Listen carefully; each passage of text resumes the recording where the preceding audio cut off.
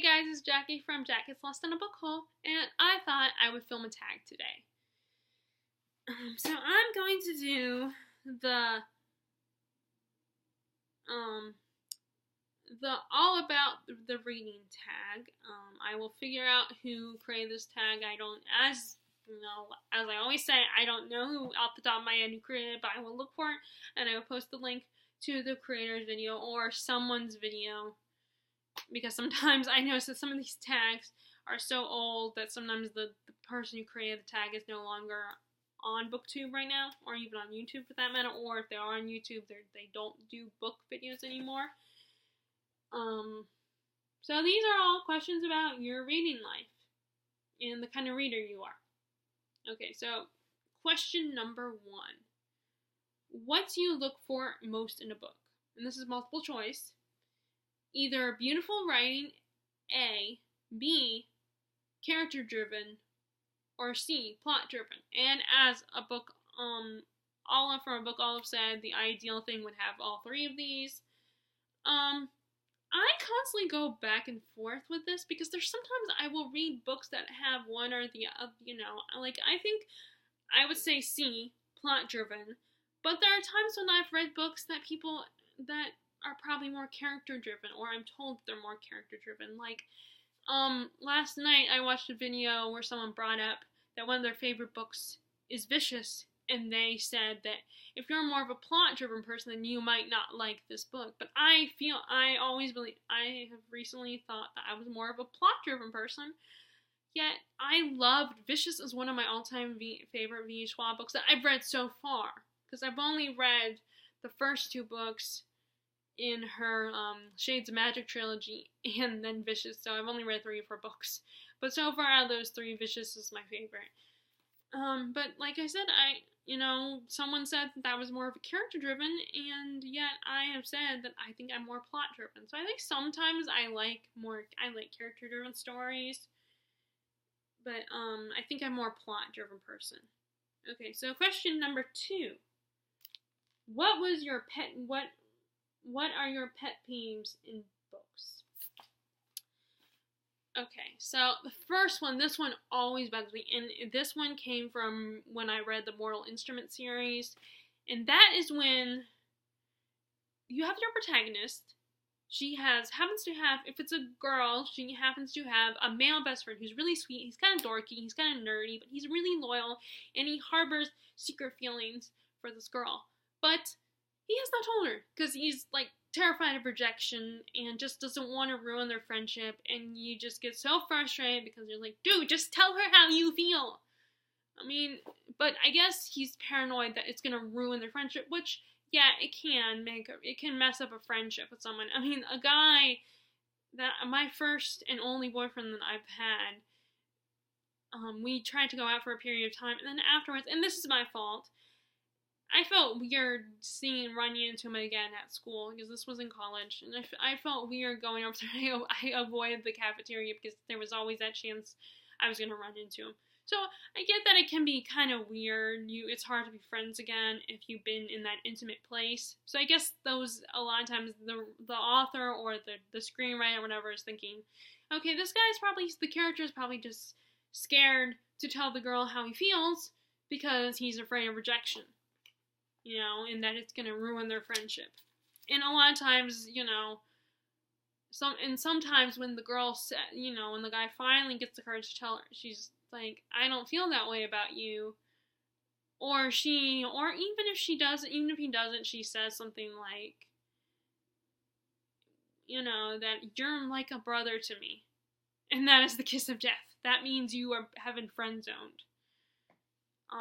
But the aspect of that I really hate is when all of a sudden he's never told her how he feels, even though he's a loyal, sweet guy. He's perfect for her. He knows her inside and out, and he's such a great guy, and he's so sweet, and he's cute. Yet all of a sudden, this mysterious, sexy new guy comes along. And it's like the girl's like, "Oh my God, he's so hot." And it's like, "Oh no, I would never go for a guy like that." But secretly, I am totally into him. It's like, oh, of course, conveniently, this new mysterious guy shows up, And I read a lot of fantasy, so a lot of times he's like a vampire or a werewolf, or he's a shadow hunter in the case of Mortal Instruments. He's this badass, fights the bad guys, and it's like all of a sudden he shows up and she's so into him. It's like, really?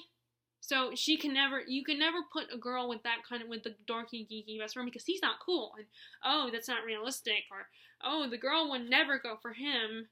You know, it's like, I mean, that's why it's funny. I never read Vampire Academy. And now, in defense of this, it was also partly because I liked the actor who played the guy. But in that book, you know, she has a guy in the movie. Like I said, I've never read the books. I'm going by the movie here. She has a friend that happens to, like, her loyal, you know, her dorky best friend Mason. But then she falls for her hot, broody Russian instructor who's a little bit older than her. And she's human. I think she's supposed to be human in the story. So she's not a vampire, and even if she was a vampire, he's still older than her. And it's like, oh, of course she falls for him. She can't fall for her dorky best friend who's actually really sweet and loyal, and he's cute. But like I said, I'm kind of biased to the actor who plays Mason. So, but yeah, that trope has always bugged me. And I also cannot stand the amnesia trope. I hate that trope. And also, it's also kind of for personal reasons that the trope hits a little close to home. Not that I have anyone that experienced amnesia in my family, but I have had someone experience something that's close to amnesia in my family. So I don't feel comfortable with that trope. And plus, it's a cop-out. I mean, it's a soap opera cliche. Everybody does it. It's like, all of a sudden, it's like the easy way to solve the problem in the relationship is just give a character amnesia, and then it's a way to, you know, if you don't like the direction you went with the character, just start over and erase their memory. It's like, and that pisses me off, that trope. And then, I also don't like, I admit, I kind of got tired of the whole vampire thing. I feel like that's become a cliche in itself. Okay, so I'm gonna shut up about that question. Like I said, the biggest one is the whole girl choosing the sexy immortal guy over her loyal best friend, who was too afraid to tell her how it feels. Question number 3. And that is, if you could print one quote on your wall, what would it be? Now this one is kind of a long quote, so I probably couldn't put it on my wall unless it was in really tiny print. But I really like the monologue that Jane Eyre from Jane Eyre says to Rochester when he's trying to convince her to stay, even though she thinks that he's engaged to Miss Ingram. And this is, let me see. Do you think I'm an automaton? A machine without feelings? Let me see if I can move this screen. There. Okay, there. So now you can still see me. A machine without feelings and can bear to have my morsel of bread snatched from my lips and my drop of living water dashed from my cup? Do you think because I am poor, obscure, plain, and little, I am soulless and heartless? You think wrong. I have as much soul and am full of much heart. And if God had gifted me with some beauty and much wealth, I should have made it as hard for you to leave me as it is for me to leave you. I am not talking to you now through the medium of custom and conventionalities, nor even from mortal flesh. It is my spirit that dresses your spirit, just as if both had passed through the grave and we stood at God's feet equal as we are. Of course, in the movie version, it kind of paraphrases that, but yeah, I love that quote. But like I said, it's a bit long, so I don't know if I would put it on my wall. I don't know. I have to pick a pretty big wall space to put it on there. But that is one of my favorite quotes. Okay, question number 4. Which genre would you like to read more of? And I actually said 2. I said literary fiction and horror. I feel like I I read I read a lot of fantasy, especially YA fantasy, not enough adult fantasy. That's another one I want to read more adult fantasy too. But I mean, I already read fantasy, and this is about ones that you don't read that much at all originally. And like I said literary and horror. I definitely want to read more horror. Um, not just, and not just Stephen King. And like I said, I want to read more literary fiction. And I've recently started with, I read The Secret History by Donna Tartt. I already have bought her other book. I know she only has 3 books out, so I'll have to buy her 3rd book soon. I don't know when, so I'll have to look and see what the 3rd book is that she wrote. So yeah, those are the genres I want to read more from. Okay, question number 5. Is there a movie adaptation you prefer over the book? I answered 2, and I said Les Mis and Dracula. Both those books were kind of boring. I had a hard time getting into it. I don't even remember them that well.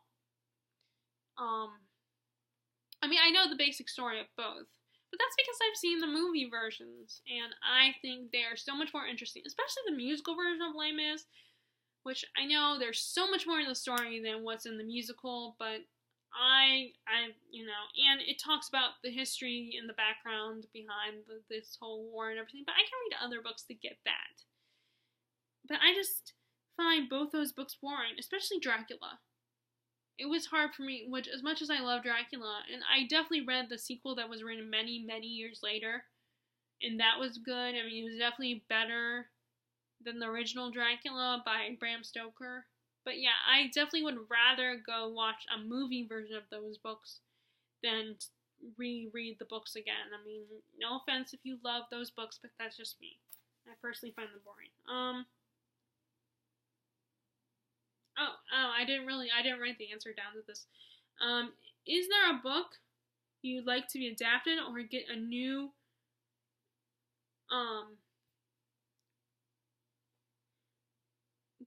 get a new adaptation? In which part would you like to play? Ooh.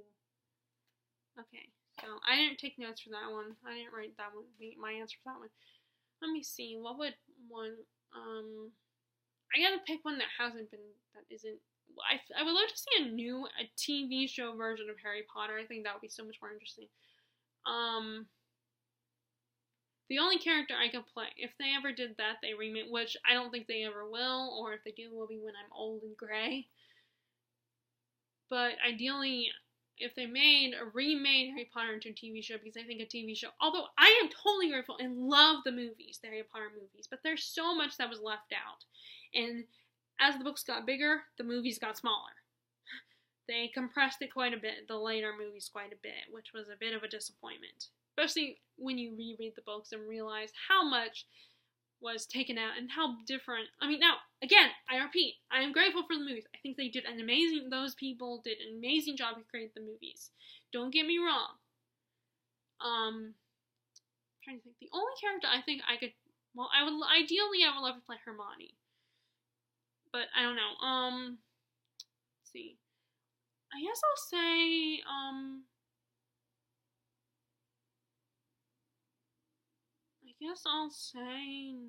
I'll go with,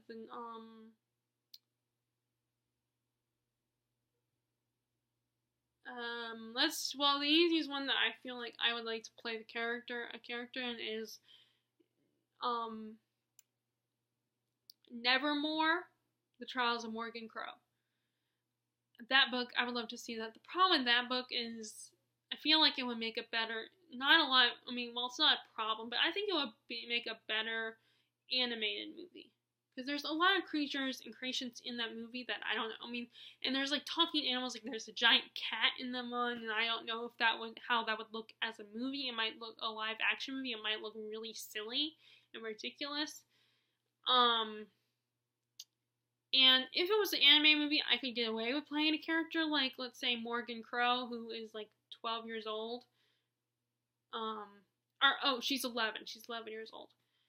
If it was animated. If it was live action, I would have to play. Well, although, I don't know, because I look pretty young, So maybe I could get away with it.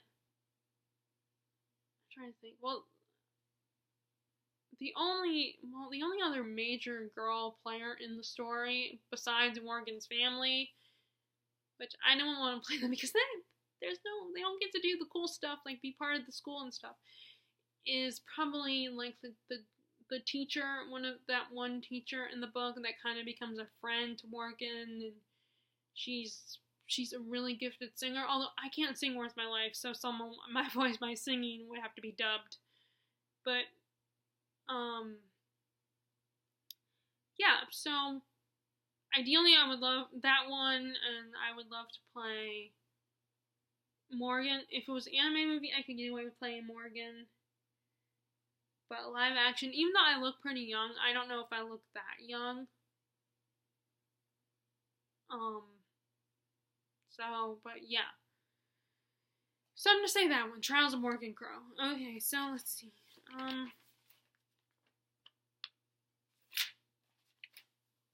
Okay. So question number 7. What is the hype books you wouldn't recommend? I don't have one for that one because most of the hype books although I thought like the Grisha trilogy was okay, but I would still recommend it. So I don't really have one for that question, an answer for that one. And I'm also pretty easy to please, so even if other people don't like the book, I'll probably at least like it. Okay, number 8. Is there a book that that highly influenced you? I hate to say it, but I don't have an answer for this one either. I mean, I'm sure there is one. Like I would like to say Jane Eyre influenced me in a positive way, but I really can't think of one. I've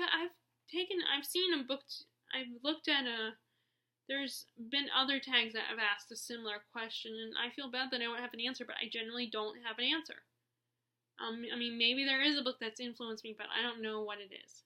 Okay, so question number 9. Are you a fan of rereading books, and do you do it often? Yes, I don't see anything wrong with rereading books. I think rereading books is great, because if you love a book, then why not reread? I mean, that's why I keep a lot of my books, because in the future, I want to reread those books. And also, I'm a book collector. I like having the books in my possession. And I always feel weird when I hear from people that don't like collecting books, that just will eventually get rid of them. And I'm like, why? They're so beautiful. But, I mean, of course, it's an expensive, it eventually becomes a kind of expensive hobby. I mean, not that books, unless you get a special edition, books aren't, like, that expensive, but, it adds up. So, yeah, it's a bit of an expensive hobby. I mean, it's not like buying something like a laptop that's worth $300, but still.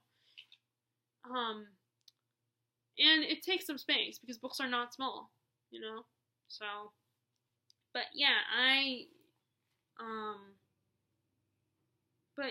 like rereading, but the problem is I feel bad when I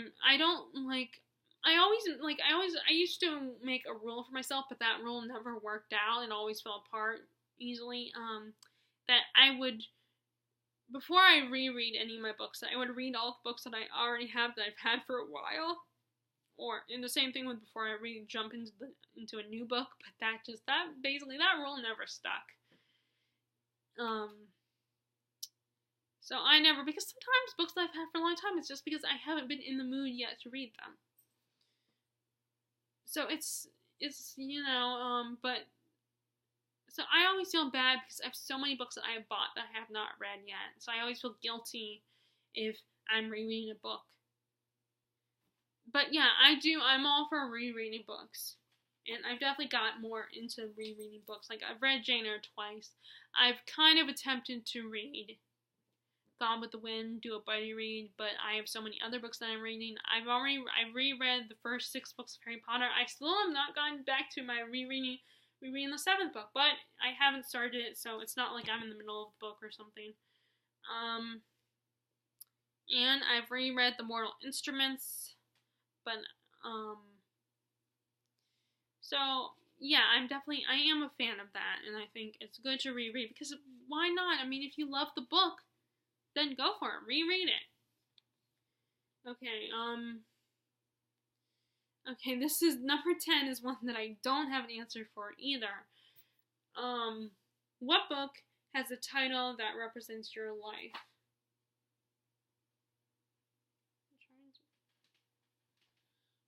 Do I have any here?